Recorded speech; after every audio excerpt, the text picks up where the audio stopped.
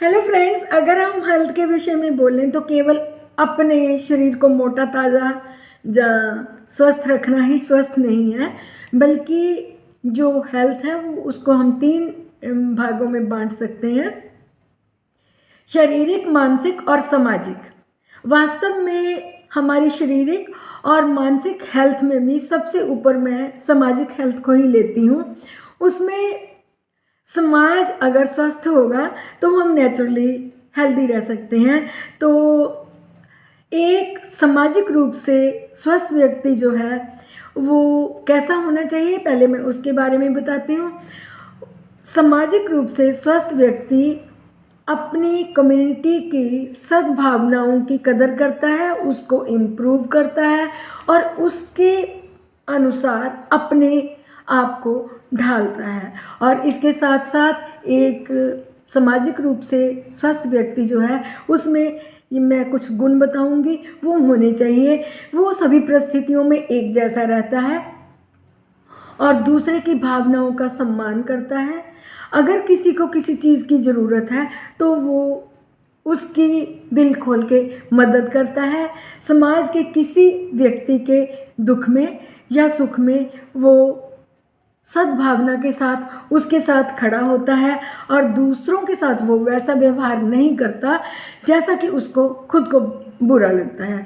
तो सामाजिक रूप से स्वस्थ रहने के लिए हमें क्या करना है, मैं कुछ बातें बताऊंगी कि हमारी सोशल हेल्थ पे कौन कौन से जो फैक्टर हैं वो इम्पैक्ट डालते हैं।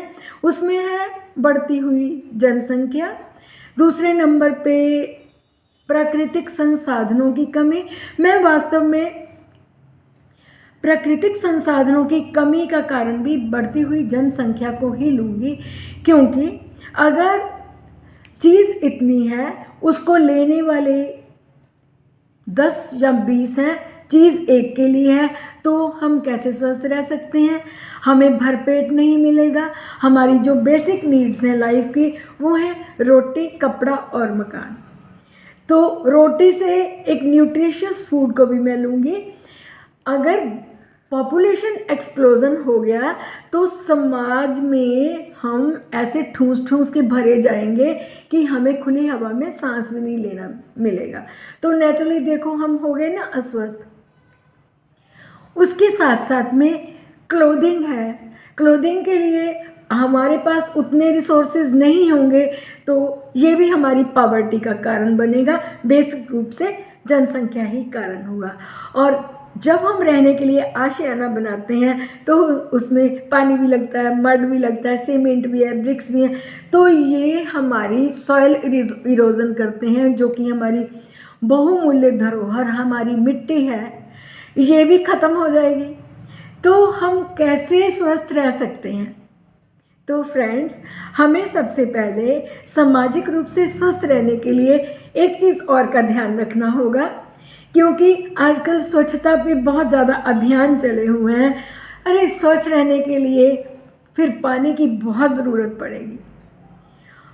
उतने कपड़े धोए जाएंगे, उतना नहाया जाएगा, उतने फ्लोर क्लीन किए जाएंगे, तो वाटर भी कम हो जाएगा। हम सामाजिक रूप से स्वस्थ नहीं रह सकते जब तक कि हम अपनी जनसंख्या पे कंट्रोल नहीं करेंगे। उसके बाद में मैं आपको बताती हूँ, आज बहुत बड़ी बड़ी इंडस्ट्रीज़ लग रही हैं ऑटोमोबाइल्स की। तो आपने कभी सोचा है ये हमारी एयर को कितना प्रदूषित कर रही हैं? एयर प्रदूषण से हमें ना जाने रेस्पिरेटरी ट्रैक्ट की कौन कौन सी डिजीज़ेस हो रही हैं। कभी ध्यान से सोचें तो हम अपने समाज को अस्वस्थ करने के लिए खुद ही जिम्मेवार हैं। और इसके साथ साथ समाज को अस्वस्थ करने वाली कुछ और कारण हैं, जैसे नशा ज़्यादा लोग कर रहे हैं, वेश्यावृत्ति कर रहे हैं, ज़्यादा सेक्स शटल बनते जा रहे हैं और उसके बाद में क्राइम होता जा रहा है। ये सभी कारण हमारे समाज को बीमार कर रहे हैं।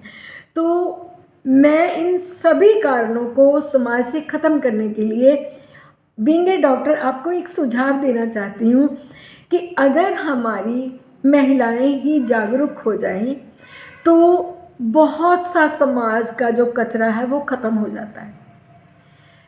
फॉर एग्ज़ाम्पल, अगर हमारी लेडी घर में बैठी अवेयर है, जागरूक है कि मैंने अपने बच्चे का भरण पोषण कैसे करना है, मुझे कितने बच्चे चाहिए ताकि मैं उनको अच्छा भरण पोषण दे सकूं, अच्छी एजुकेशन दे सकूं, उसके बाद में मैं उसको समाज में रहने के फंडा बता सकूं। अगर लेडी जागरूक हो जाए तो वो अपने बच्चों को इन सभी क्राइम से मुक्त करके एक सामाजिक लहर के तौर पे इन चीज़ों को ख़त्म करके समाज को स्वस्थ बनाने के लिए बहुत बड़ी शक्ति के रूप में आ सकती है। क्योंकि हमारा एक स्लोगन भी है, सबका साथ सबका विकास। तो अगर आप शारीरिक और मानसिक रूप से स्वस्थ रहना चाहते हैं तो सबसे पहले हमें सामाजिक रूप से स्वस्थ होना पड़ेगा। अच्छी एजुकेशन दीजिए, अच्छा भोजन है, और फिर मैं बार बार बोलूँगी, प्लीज़ प्लीज़ एंड प्लीज़ अपनी पॉपुलेशन पे कंट्रोल करिए। अगर धुआं, धूल, मिट्टी ये सभी कारण होंगे तो हम कभी भी स्वस्थ नहीं रह सकते। तो सामाजिक स्वस्थ रहने के लिए आप भी प्रयत्न करें, मैं भी करूँगी, क्योंकि अगर समाज साफ सुथरा है, बुराइयों से मुक्त है, तभी तो हम स्वस्थ हैं। तो काइंडली आज के लिए इतना ही। मैं होप करूँगी कि आपको मेरा कंटेंट अच्छा लगा होगा। काइंडली अगर आपको मेरा कंटेंट अच्छा लगा है तो काइंडली मुझे सब्सक्राइब ज़रूर करें और अपने कमेंट सेक्शन में लिखें कि मैं कौन से टॉपिक पे आपके साथ कुछ विचार अपने साझा करूं। Thank you very much for watching my video.